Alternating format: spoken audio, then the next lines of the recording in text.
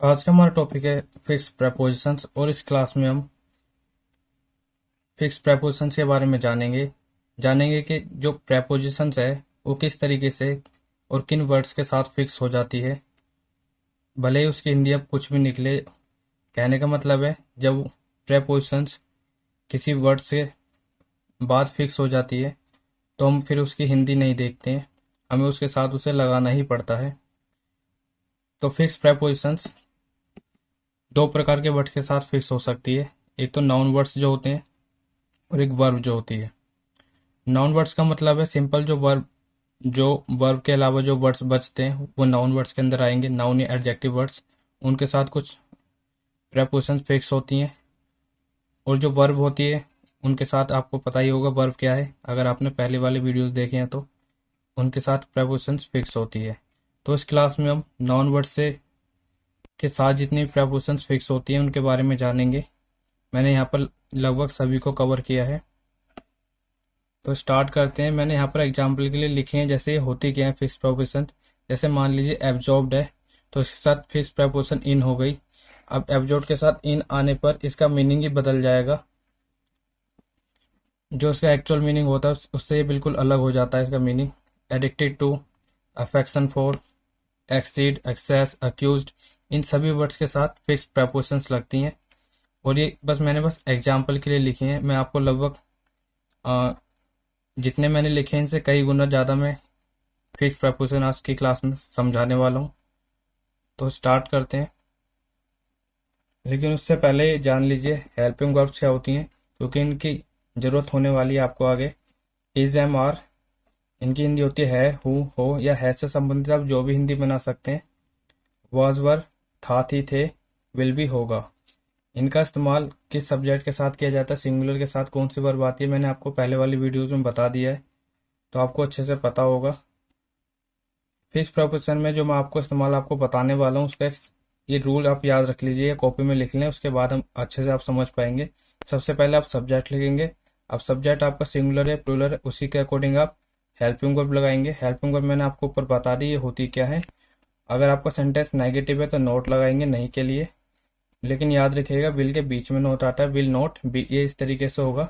उसके बाद कोई भी फिक्स प्रेपोजिशंस लगाएंगे उनकी हिंदी के अनुसार, जो आपको मैं आगे बताने वाला हूँ।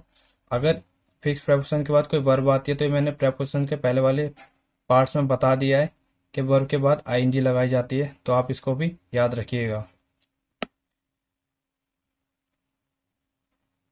तो स्टार्ट करने से पहले आप ये समझ लीजिए, आपका सेंटेंस या कहिए टेंस किसी भी टेंस में हो, प्रेजेंट में हो, पास्ट में हो, फ्यूचर में हो, आपको प्रेजेंट के लिए इज, एम, आर का प्रयोग करना है, पास्ट के लिए वाज, वर का, और फ्यूचर के लिए विल बी का।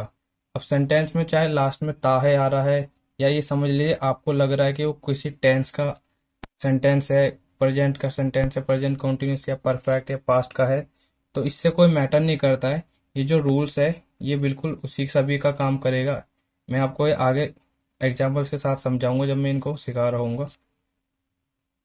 तो सबसे पहले जो हमारा वर्ड है वो है फेमस।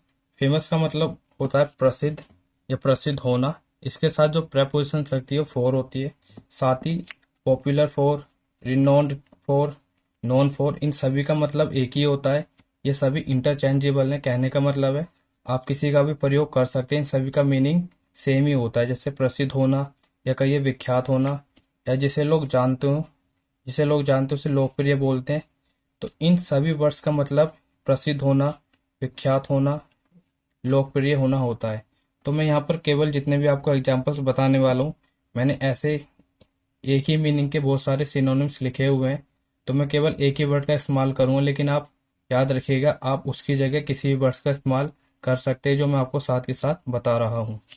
तो स्टार्ट करते हैं पहला एग्जाम्पल के साथ, लेकिन आप पहले रूल जरूर लिख लीजिए, ये बहुत ज़्यादा इंपॉर्टेंट है, क्योंकि जितने भी आगे मैं आपको एग्जाम्पल बताऊँ मैंने हर किसी के साथ स्पेशल रूल नहीं लिखा है, तो आपको ये पहले लिख लेना चाहिए। तो पहला एग्जाम्पल है सचिन क्रिकेट के लिए प्रसिद्ध है। तो यहाँ पर सबसे पहले आप सब्जेक्ट लिखेंगे रूल के अकॉर्डिंग सचिन। उसके बाद आप देखेंगे लास्ट में क्या आ रहा है। लास्ट में आ रहा है तो आपको पता हो गया, जैसे मैंने हेल्पिंग वर्ब में बताया था, रूल के अकॉर्डिंग पहले सब्जेक्ट, सब्जेक्ट के बाद आपको लगानी है हेल्पिंग वर्ब। तो हेल्पिंग वर्ब आपको पता लग गया प्रेजेंट में आ रही है, तो इज, एम, आर में से कोई एक चीज आएगी। यहाँ पर सचिन है तो सचिन के साथ सिंगुलर सब्जेक्ट है, तो इसके अकॉर्डिंग इज आएगा, जो कि मैंने आपको पहले वाले पार्ट्स में बता दिया है। तो इस तरीके से बन गया सचिन इज। उसके बाद मैंने रूल में आपको बताया कि फिक्स प्रोपोजिशन लगाएंगे, अगर आप यहाँ पे देख सकते हैं तो फिक्स प्रोपोजिशन यहाँ पर है क्या है, यहाँ पर लिखा है प्रसिद्ध के लिए प्रसिद्ध, या कहिए प्रसिद्ध, आपको ये चीज़ की हिंदी नहीं देखनी है। तो प्रसिद्ध शब्द आ गया, तो प्रसिद्ध के लिए यहाँ पर famous for, popular for, renowned for, ये नोन फॉर, ये सारे शब्द आप इनमें से किसी को भी लगा सकते हैं। तो मैं यहाँ पर सपोज फेमस का इस्तेमाल कर रहा हूँ, Sachin is famous for cricket. तो आप यहाँ पर फेमस फॉर की जगह आप ऐसे भी कह सकते हैं, Sachin is popular for cricket, Sachin is known for cricket, Sachin is renowned for cricket. तो इन सभी का मीनिंग सेम होता है। तो मैंने यहाँ पर आपको इसी पहले वाले एग्जाम्पल में काफ़ी चीज़ें एक्सप्लेन करी हैं। तो आगे में जब मैं एग्जाम्पल बना रहा हूँ तो आपके लिए अंडरस्टूड होगा कि इसका मतलब क्या है और मैं किस सब्जेक्ट के लिए कौन सी वर्ब लगा रहा हूँ। तो आप इसी पैटर्न को फॉलो करना। नेक्स्ट एग्जाम्पल है, गांधी जी अहिंसा फैलाने के लिए प्रसिद्ध है, या कहिए है या था। आप अगर है आता है तो आपको पता है इज एम आर में से आप कोई एक हेल्पिंग वर्ब लिखेंगे, अगर था आता है तो बाद में से आपको ये हेल्पिंग वर्ब लिखेंगे। तो सपोज मैं यहाँ पर है के लिए बना रहा हूँ, तो सबसे पहले आप सब्जेक्ट लिखेंगे अपना गांधी जी, उसके बाद है तो इज आएगा क्योंकि सिंगुलर सब्जेक्ट हो गया, गांधी जी इज। अब यहाँ पर प्रसिद्ध आ रहा है क्योंकि फिक्स प्रेपोजिशन आएगी रूल के अकॉर्डिंग। तो यहाँ पर अब प्रसिद्ध के लिए सपोज मैं नोन लिख देता हूँ, अलग अलग वर्ड इसलिए लिख रहा हूँ ताकि आप समझ जाएं। Gandhi ji is known for. अब यहाँ पर देखिए जो आपका बचा है, ये बचा आप फैलाने के लिए, अहिंसा फैलाना, फैलाना क्या वर्ब है, तो मैंने आपको बताया फिक्स प्रोपोजिशन के बाद वर्ब आएगी, तो वर्ब हो गया स्प्रेड, और वर्ब में हम लगाएंगे ING। तो Gandhi ji is known for spreading non violence, non violence मतलब अहिंसा। नेक्स्ट एग्जाम्पल है, भारत अपनी विविधता के लिए विख्यात है। तो मैंने हिंदी में विख्यात भी बताया था आपको, तो हम इसको इस तरीके से बनाएंगे, इंडिया है के लिए इज लगाएंगे इज। तो मैं यहाँ पर नया वर्ड इस्तेमाल कर रहा हूँ जो मैंने ऊपर आपको सभी बताए, जैसे रिनोन्ड लिख देता हूँ सपोज में, रिनोन्ड फॉर अपनी विविधता, इट्स डाइवर्सिटी। अब इसकी ट्रांसलेशन कैसे की जाती है अपनी विविधता, मैंने आपको पहले वाले पार्ट्स में बता दिया, आप देख सकते हैं। नेक्स्ट वर्ड है नोटोरियस, इसके साथ फोर प्रेपोजिशंस आती है। ये नॉन फॉर जो मैंने आपको भी बताया, फेमस फॉर बिल्कुल उल्टा है उसका, इसका मीनिंग होता है बदनाम। अगर कोई किसी चीज़ के लिए बदनाम होता है उसे नोटोरियस बोलते हैं। तो एक एग्जाम्पल के जरिए इसको समझते हैं, जैसे वह अपनी गंदी हरकतों से, या कहिए वह अपनी गंदी हरकतों के लिए बदनाम था। तो था रहा तो मतलब वाज वर्ब में से कोई एक हेल्पिंग वर्ब इसमें लगेगी। तो सब्जेक्ट आपका ही के साथ आता है वाज, ही वाज। उसके बाद मैंने आपको बताया था हेल्पिंग वर्ब के बाद फिक्स प्रेपोजिशंस आएगी। तो यहाँ पर है बदनाम, बदनाम के लिए आएगा नोटोरियस, नोटोरियस फॉर अपनी गंदी हरकतों के लिए, हिज मिसचीफ, मिसचीफ मतलब एक तरीके से गलत हरकत है। अब इतने पार्ट को कैसे ट्रांसलेट किया जाता है ये मैंने आपको पहले वाले पार्ट्स में अच्छे से समझा दिया है, तो आप उसको देख सकते हैं। मैंने यहाँ पर कोई भी ऐसा सेंटेंस नहीं लिया जो मैंने आपको पहले नहीं बताया, उसकी जानकारी ना दी हो। नेक्स्ट है aware of, conscious of, beware of.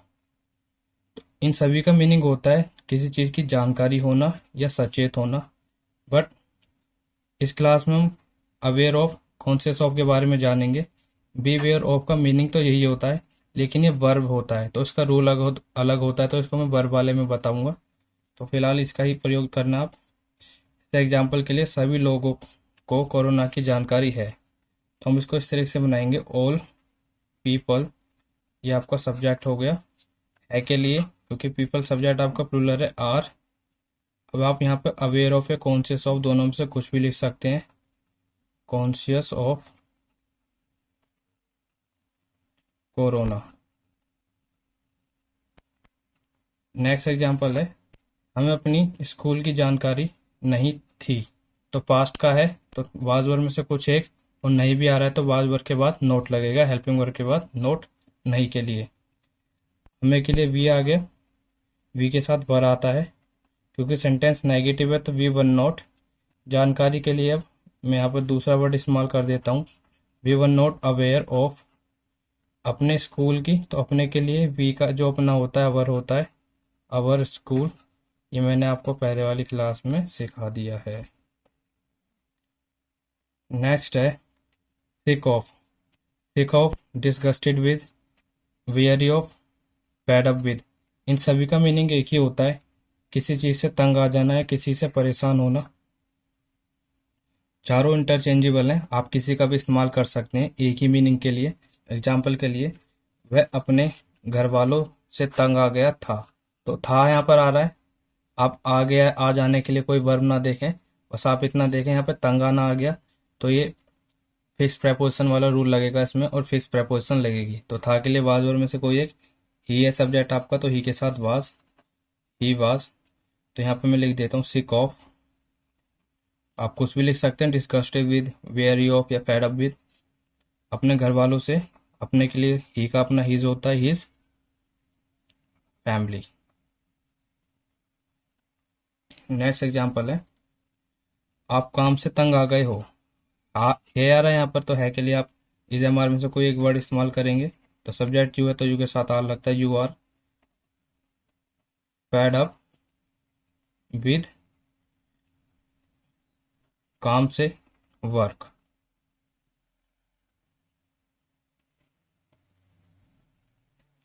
कई लोग अपने जीवन से तंग आ गए हैं, तो यहाँ पर है आ रहा है, तो मैनी पीपल आर।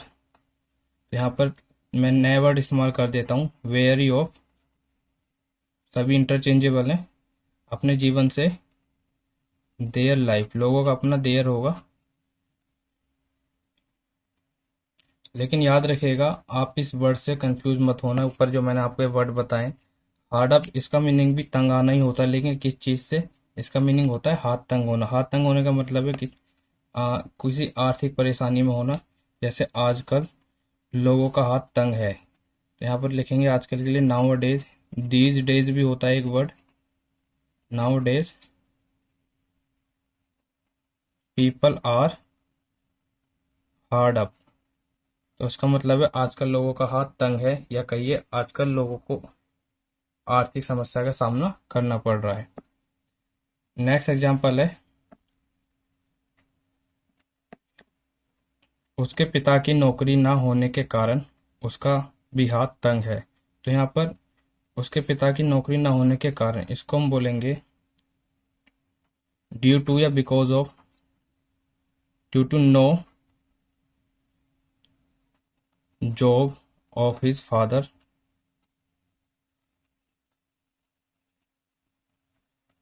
उसका भी हाथ तंग है, तो उसके के लिए ही हो गया, he is also hard up. तो शायद आप ये समझ गए होंगे इनका इस्तेमाल किस तरीके से किया जाता है। नेक्स्ट है familiar with, known to, acquainted with. तो इन सभी का मीनिंग जो होता है परिचित होना या किसी चीज की जानकारी होना होता है। बट ये याद रखिएगा, फैमिलियर के साथ विद भी आता है, टू भी आता है। लेकिन ये कब आता है, मैं आपको भी एक बहुत ही आसान एग्जाम्पल के साथ समझाने वाला हूँ। तो याद रखिएगा, बाकी सभी इंटरचेंजेबल हैं। Familiar with, known to, acquainted with या फैमिलियर टू सभी इंटरचेंजेबल हैं, आप किसी का भी इस्तेमाल कर सकते हैं। जैसा एग्जाम्पल के लिए, मैं उसे जानता हूँ, या कहिए मैं उससे परिचित हूँ, बात एक ही है। अब आप जानता है आ रहा है, तो यहाँ पर ये मत सोचना कि केवल तातीते वाला प्रेजेंट इंडेफिनिट टेंस से ही बनेगा, ऐसा नहीं है। हम इसको और भी तरीके से बना सकते हैं। तो मैं उससे जानता हूँ या कहिए मैं उससे परिचित हूँ, दोनों का मीनिंग सेम ही है। तो पहले आपका सब्जेक्ट हो गया, लास्ट में है आ रहा है, तो इज एम आर में से एक कोई, तो आई के साथ एम आता है, आई एम। अब यहाँ पर मैं फैमिलियर विद लगा सकता हूँ,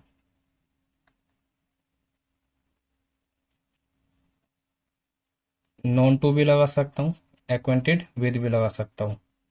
उससे के लिए हिम, अगर लड़का है, ऑब्जेक्टिव केस है ये। लड़की के लिए हर, ये मैंने आपको पहले बता दिया इसका इस्तेमाल। अब ये जानेंगे कि फैमिलियर के साथ टू कब लगाएंगे, ये समझ लीजिए। मैं उसे जानता हूँ, अगर आप ये कहना चाहते हैं वह मुझे जानता है, वह मुझे जानता है, इस एग्जाम्पल में भी लिखा है वह मुझे जानता है। तो यहाँ पर इस स्थिति में हम टू का इस्तेमाल करेंगे। कहने का मतलब है अगर हम अपनी तरफ से किसी को जान रहे हैं, आप आई का इस्तेमाल कर रहे हैं जानने के लिए, तो फैमिलियर विद इस्तेमाल करेंगे। लेकिन आप किसी दूसरे को सब्जेक्ट बना रहे हैं अपने जानने के लिए, तो आप उसके लिए टू का इस्तेमाल करेंगे। तो जैसे आप इसको सब्जेक्ट बना रहे हैं, he is familiar to me, वह मुझे जानता है, मुझसे परिचित है। तो यहाँ पर आप खुद सब्जेक्ट बन रहे थे तो आपको प्रेपोजिशन विद लगानी है। यहाँ पर आपने सब्जेक्ट दूसरे को बनाया तो आपको प्रेपोजिशन टू लगानी है। बस इतना सा फर्क है, और कोई फर्क मीनिंग में नहीं है, बस इस्तेमाल में थोड़ा सा फर्क है। बाकी दोनों सेंटेंस सेम ही है, दोनों का मीनिंग सेम है।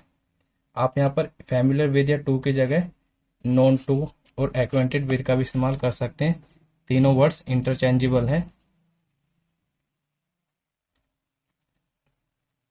लेकिन अगर आप इन सभी ऊपर वाले वर्ड्स का अगर नेगेटिव बनाना चाहते हैं तो आप नॉट नोन टू या नॉट फैमिलियर टू या विद का इस्तेमाल करेंगे। लेकिन याद रखिएगा, इग्नोरेंट ऑफ का मतलब भी ये होता है अपरिचित होना या नहीं जानना किसी को, तो इसके साथ हम नोट का इस्तेमाल नहीं करेंगे क्योंकि ऑलरेडी नेगेटिव वर्ड है। तो जैसे मैं एग्जाम्पल यहाँ पर लिखा है वी आर, अगर मान लीजिए आप किसी को नहीं जानते, नहीं जानने का मतलब अपरिचित है, तो आप उसके लिए इग्नोरेंट का इस्तेमाल कर सकते हैं। वी आर इग्नोरेंट ऑफ, हकीकत का मतलब रियलिटी। लेकिन अगर आप यहाँ पर अपरिचित होने के लिए, नहीं जानने के लिए नोन टू या फैमिलियर विद का इस्तेमाल करना चाहते हैं, तो नेगेटिव बनाने के लिए आपको उसके बाद नोट लगाना होगा। जैसे अगर मैं यहीं पर लिख तो इसको इस तरीके से बनाएंगे, we are not known to reality. तो ये इस तरीके से बनेगा।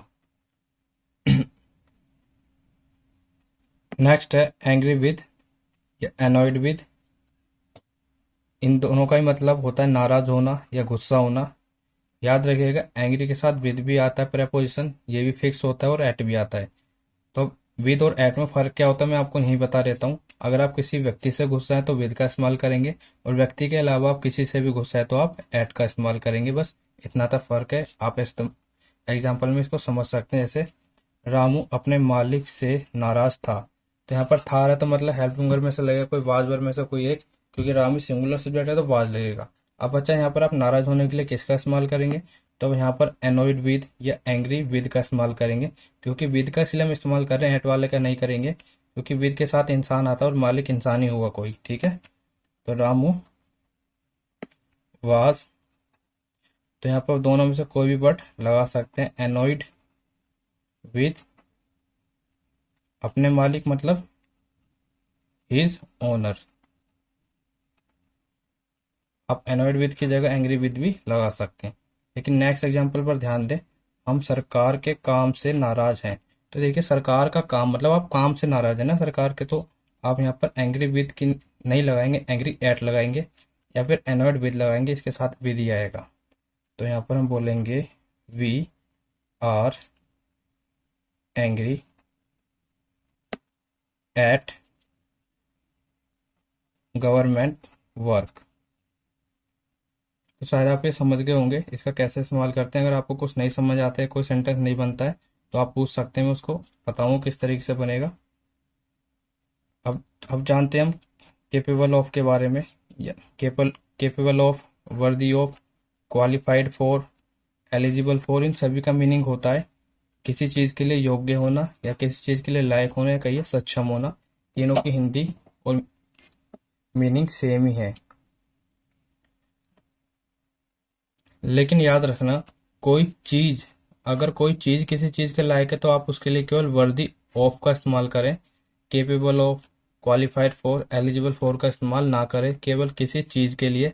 बाकी सभी जितने भी वर्ड्स हैं किसी चीज़, सभी के लिए इस्तेमाल किए जा सकते हैं। इंसान के लिए इसे भी किया जा सकता है, लेकिन अगर आप किसी चीज़ के लायक होने की बात कर रहे हैं तो केवल वर्दी ऑफ का इस्तेमाल करें। केपेबल ऑफ, एलिजिबल फॉर या क्वालिफाइड का इस्तेमाल ना करें।